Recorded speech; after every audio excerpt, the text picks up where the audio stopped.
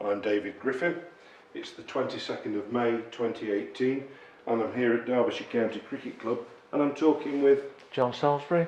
Jon, thank you once again for joining us as part of this heritage project. Your life in cricket has been a very long one and a very varied one. And in previous interviews we've talked about your playing career, about your umpiring career, and a little part of your role as an official, working on committees and what have you. Yeah. But the game in Derbyshire in the 1990s changed dramatically indeed across the country, with huge changes to recreational cricket. What was your view of recreational cricket and how it was organised, and how did those changes come about and why were they necessary? Well, I think in view of the fact that there was going to be significantly more finance put into recreational cricket, the ECB had to have a much firmer handle on how money was spent and what the priorities were going to be, and hence the desire to create county cricket boards as a sort of mirror image of the England and Wales Cricket Board in the localities. Yes. I know that we at the Derbyshire Cricket Association thought that we had got a lot of things right in relation to promoting junior cricket, and in fact one of the criticisms of the Cricket Association was that it really should have been called the Derbyshire Junior Cricket Association. And in some people's eyes that's never gone. They haven't appreciated how much has to be put into junior cricket.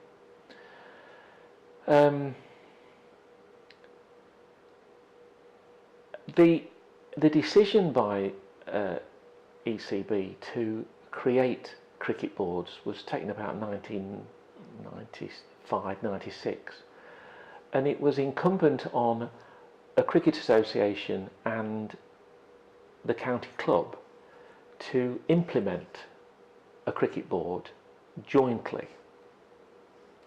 And I remember convening a meeting of the cricket association to which the county club were invited, and I remember Reg Taylor attended on behalf of the county club, and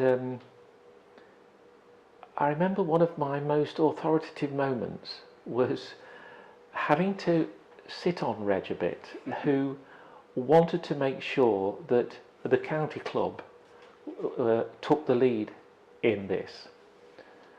And I remember saying to him quite firmly in the meeting, no, the Cricket Association will plan how this works and how this happens. The county club will be involved, but we will do this. I don't quite know where the energy for it came from, but he accepted it. I think sometimes Reg was a bit of bluster, and But presumably your, if you like, rationale behind it was because you knew what you were talking about. Yeah, without being rude to Reg. Oh, Reg was working absolutely. for a professional county club. Yes. You were yes. dealing with I don't amateur think. cricket, Yes. recreational cricket. Yes, I don't think the county club had that perspective to be able to give it the attention it deserved, and that's the reason that the meetings to make sure the cricket board was created in the form that it should take was taken. And I know there was a sort of difficult time towards the end of the process when who will be chair of this new cricket board? Will it be me as chair of the Cricket Association, or will it be Mike Horton, chair of the county club? And I think I persuaded Mike Horton that the interests of the county club would be best served if, in the nicest possible way, he stuck to what he knew, Absolutely. and I stuck to what I knew. Yeah. And, well, it's a good mantra for anything, isn't it? Stick to what you're good at. Yeah, and so I was, duly made chair of the cricket board, and of course then we had to have a staff of one.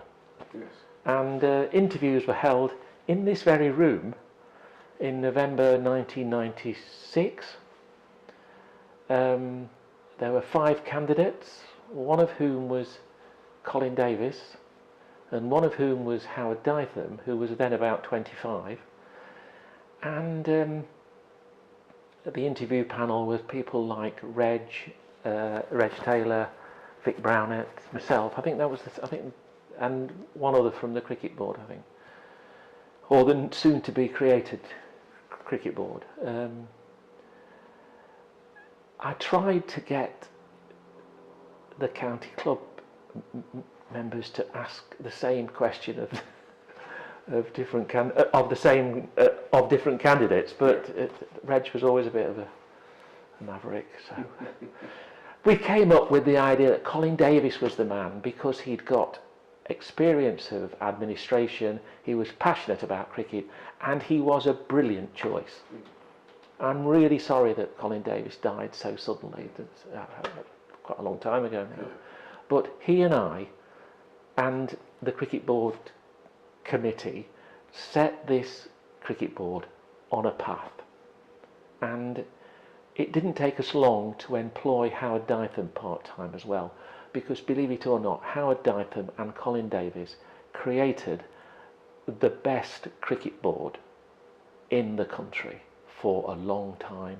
What were its strengths then, John? Its strengths were its passion for the best way of encouraging youth to become adult as senior cricketers. And the other strength was the ability to manage finance and attract finance in the way that the cricket board did. We were the envy of a lot of cricket boards because of our adherence to a very robust structure of mirroring exactly what the cricket board wanted us to do, and we showed that it worked.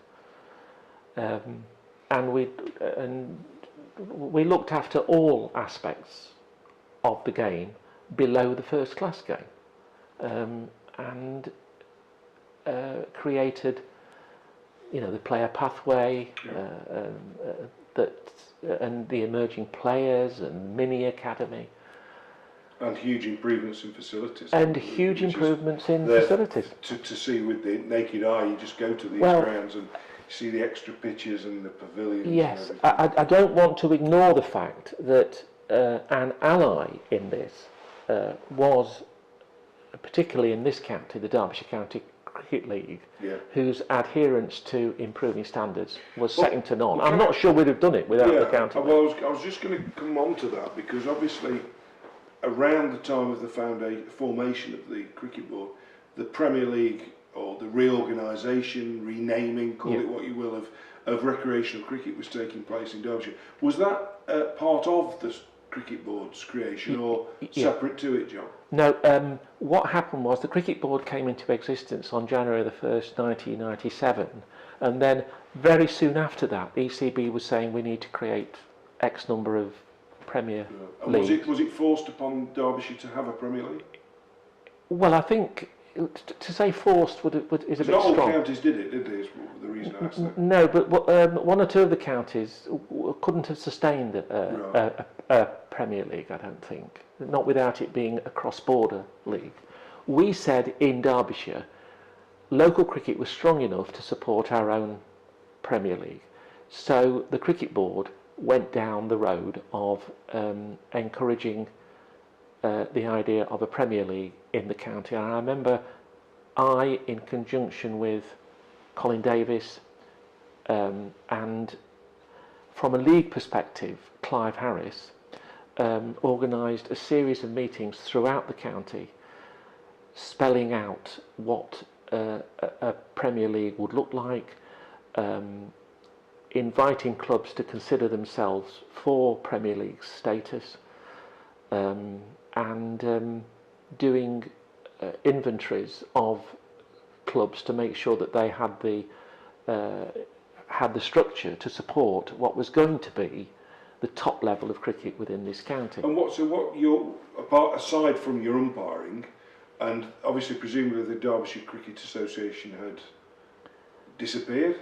Yes, because what happened in Derbyshire was that at the first AGM of the Cricket Board, we had decided that there was no point in having a cricket association, not to do something completely different, and that the first meeting, the first mini meeting at this AGM was the dissolution of the Cricket Association. So what was your role at this time then? I was chair of the Cricket Board. Okay. And in relation to the Premier League and the Cricket League, did you have any association with that? I was chair of the process which brought the Derbyshire Premier League about. Right.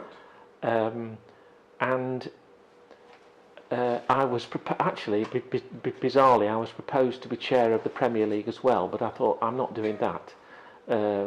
And it wouldn't have been right. I was chair of the Cricket Board. I wasn't going to get attached to it. You know the Premier League, you talked about, you were looking at structure and whether clubs had got you talked about an inventory and what have you. Was there any controversy over, because presumably it was invitation, was it, to start with? The first Premier League? It was an invitation event, yes, which is how Chesterfield got into this structure. Yeah. And the only one I was really sorry that it didn't get in was Glossop. And I could understand why Glossop turned the idea down, because they're over the hills, and logistically, I suppose. Logistically they were looking more towards Lancashire. Yeah. But I was really sorry that Glossop couldn't accept, because that would have meant we had a very good club from that part of the world. Fully representative. It would have been entirely and fully representative. I don't remember there being any particular controversy about the 12 sides we chose, because we had a system that would guarantee promotion if they were good enough. I mean, the others that weren't there had to prove they were good enough, and there might have been rumblings beneath, but it didn't become obvious. And obviously you've described the Cricket Board as a great success and obviously a great achievement for yourself. How do you see the success of the Premier League? Do you see that as having been it appears from the outside to be a very well-sustained organisation that plays a good standard of cricket? Yes, it was a particularly, at the start, it was a particularly high standard, I felt.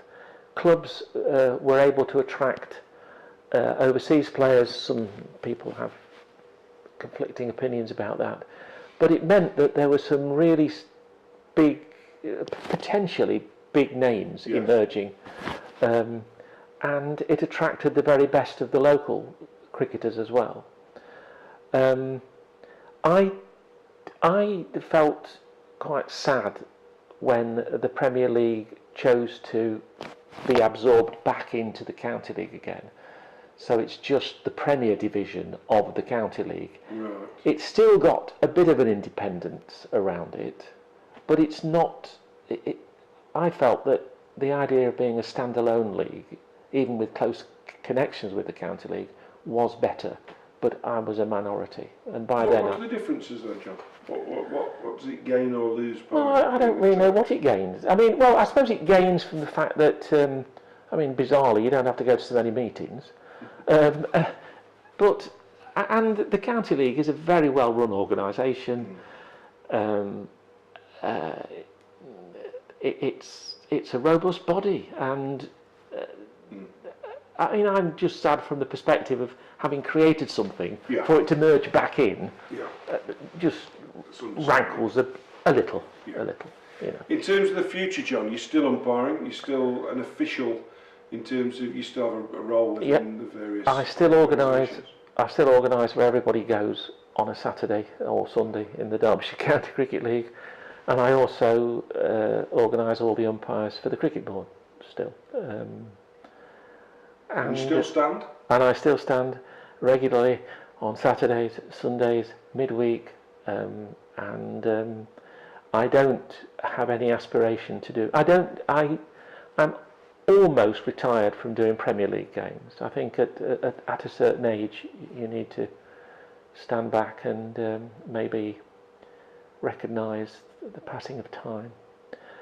I've done all I wanted to do. I've done the National Club Knockout Final, I've done the National Village Final, and I've done the Cricketer Cup Final twice, and I've done nearly 30 years worth of second 11 cricket. Well, you know, and if I'd stayed as a player, I'd never have done any of that. We talked in your first interview how as a little boy you became a scorer at the age of 9 and you just had a passion for cricket. And you look back over the ensuing decades, and just to conclude, how would you say cricket has treated you? What has the game meant to you as you go into your dotage and look back at it all? What's the game meant to you, John? The game, I think it's the finest game that has ever been created, to be honest, because it's immensely subtle. I mean, at every level, it's a very subtle game of huge skill, camaraderie, and I don't know. And there's something indefinable about its hold on me. Just watching games from the middle and watching that individual battle between bowler and batsman, every single ball, it's always there. And I sometimes fear for the loss of subtlety in the game with the rise of instant cricket, you know, the T20 or the 100 or whatever you're going to call it, and you know, the loss of how you fight out a draw, particularly at local level, because I think what's coming next is win-lose cricket. So you won't have to have lots of people round the bat. You won't have to have captains teasing batsmen to play daft shots just in the hope that they'll make a mistake and get out, because we're going to win anyway. They're not going to get 100 in the next 10 overs. So I think we'll lose something there. And I suspect you wouldn't have changed any of the last 50, 60 years, would you? No, not at all. No, I wouldn't have changed anything, really. John, it's been an absolute pleasure to talk to somebody who's clearly got an absolute fascination and great love of the game. Thank you very much. Thank you.